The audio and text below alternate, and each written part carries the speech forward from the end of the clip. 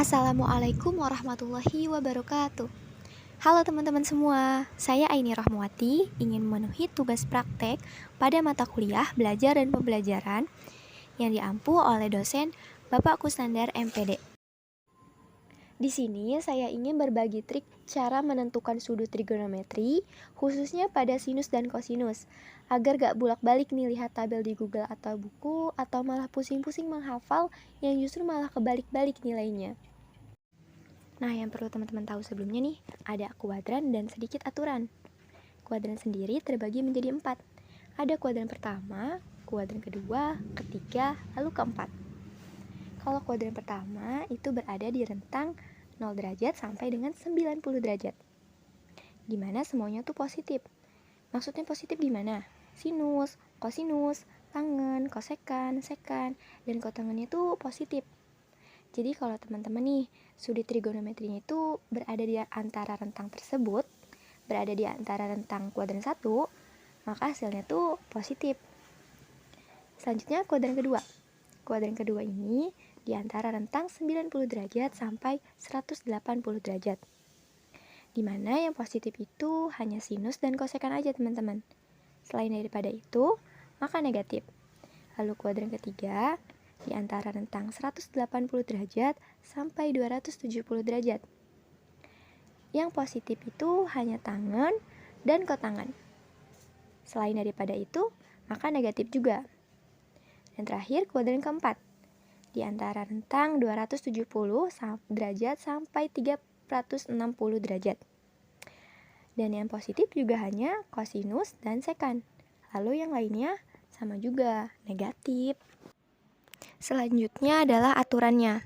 90 dan 270 maka akan berubah.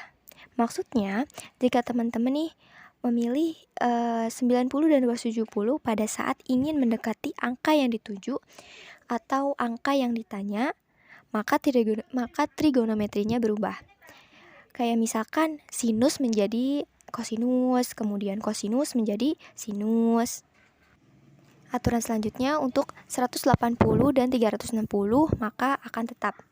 Maksudnya pada saat teman-teman ingin mendekati angka yang dituju dengan menggunakan pendekatan 180 dan 360, maka trigonometrinya akan tetap.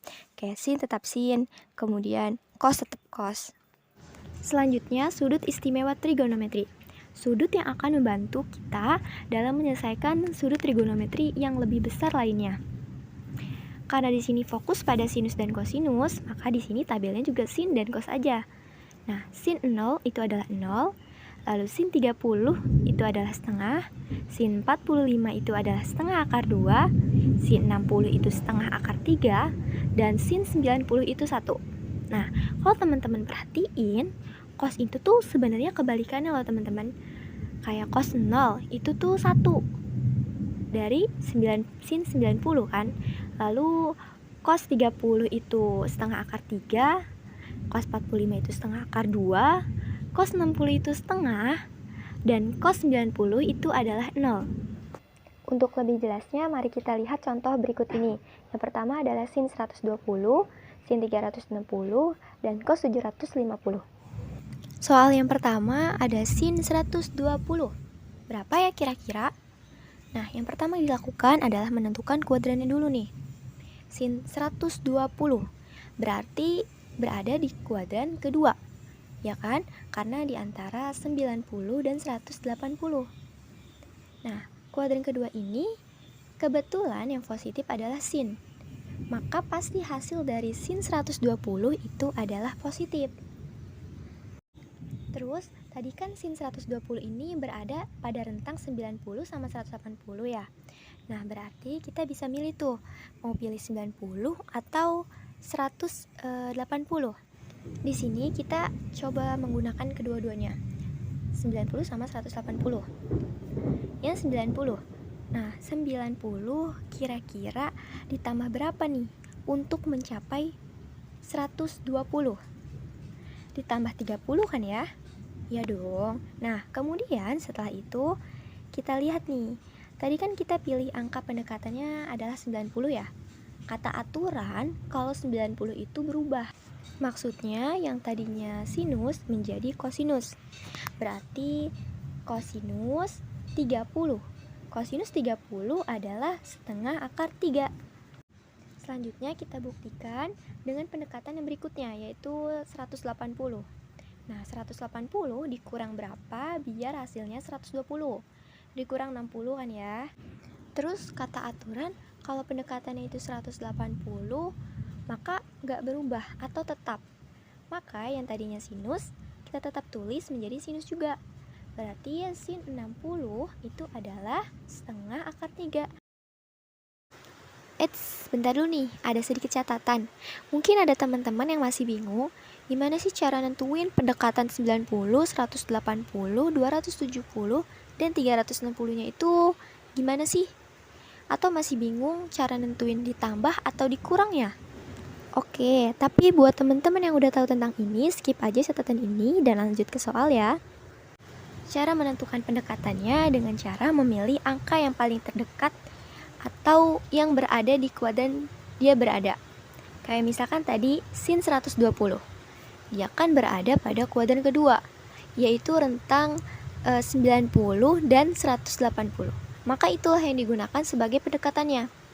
Kalau misalkan kita mau ke 270, masih jauh dong ya, harus ngelewatin 180 dulu. Jadi pilih angka yang paling terdekat. Kemudian mengenai ditambah atau dikurang, teman-teman sesuaikan saja. Jika angka yang ditanyanya lebih besar, maka ditambah. Tapi kalau angka yang ditanyanya lebih kecil, maka dikurang. Kayak misalkan contoh tadi, sin 120. Pada pendekatan sin 90, maka kita gunakannya ditambah karena angka yang ditanyanya atau si 120-nya ini lebih besar gitu. Nah, kalau pas kita pakai pendekatan 180, maka dikurang. Kenapa?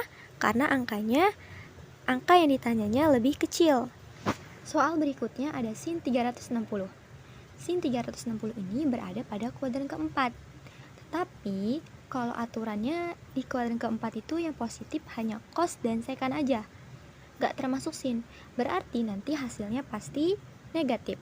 Jangan lupa ditulis juga di sananya negatif. Lalu, karena sin 360 ini berada pada kuadran keempat, yaitu rentang 270 dan 360, maka kita bisa pilih salah satu dari pendekatan kedua tersebut. Oke, di sini saya coba kedua-duanya ya. Kalau kita gunakan sin 270, maka kira-kira ditambah berapa untuk mencapai 360? Tambah 90 ya. Terus, aturannya kalau kita pakai 270, katanya berubah. Maka menjadi cos. Berarti negatif cos 90. Cos 90 itu kan 0. Nah, baru tulis. Terus negatif 0. Negatif 0 ya tetap 0. Maka hasilnya sin 360 itu adalah 0. Mari kita buktikan menggunakan pendekatan yang 360. Oke, karena 360 ini ditanyanya juga udah 360, maka pasti boleh ditambah ataupun dikurang 0 ya, karena hasilnya tetap 0. 360 kata aturan gak bakal berubah, tetap katanya. Berarti min sin 0. Sin 0 itu adalah 0. Maka min kali 0 ya tetap 0. Oke, kita lanjut ke soal yang terakhir nih. Ada cos 750. Kira-kira cos 750 di kuadran keberapa ya? Kan hanya sampai 360. Nah, jadi teman-teman, 360 itu disebutnya sebagai satu putaran. Kayak misalkan jam dinding yang sedang berlawanan arah gitu. Nah, kemudian jika kita buat satu putaran lagi, atau setara dengan 360 yang putaran pertama, ditambah dengan putaran yang baru, 360, maka menjadi 720. Nah, 720 ini kan mendekati dengan yang ditanyakan kan, yaitu cos 750. Terus kita lihat lagi nih, cos 750 ini hasilnya kira-kira akan positif atau negatif. Karena si cos 750 ini sudah lebih dari 2 putaran atau setara dengan 720, maka sudah pasti cos 750 itu bukan berada pada kuadran keempat, atau melainkan kuadran pertama atau kuadran kedua. Nah, jika teman-teman perhatiin, sebenarnya selisih antar kuadran itu adalah 90. Maka kita bisa hitung kalau kuadran pertama itu rentangnya itu antara 720 dan juga 810. Nah, cos 750 tadi kan masih termasuk ke dalam rentang tersebut ya. Maka cos 750 itu berada pada kuadran pertama, di mana kuadran pertama itu kan semuanya positif. Maka cos 750 itu hasilnya nanti akan positif juga. Setelah itu kita kerjain deh. Jadinya cos dalam kurung 2, maksudnya 2 putaran, dikali 360, 720 ya, 2 kali 360, 720. Kemudian 720 ditambah berapa untuk mencapai sudut yang akan ditanyakan, yaitu ditambah 30. Nah, terus lagi cos 30. Cos ini tetap cos karena kita menggunakan 360, yang di mana aturannya itu tetap cos 30 itu sama dengan setengah akar 3.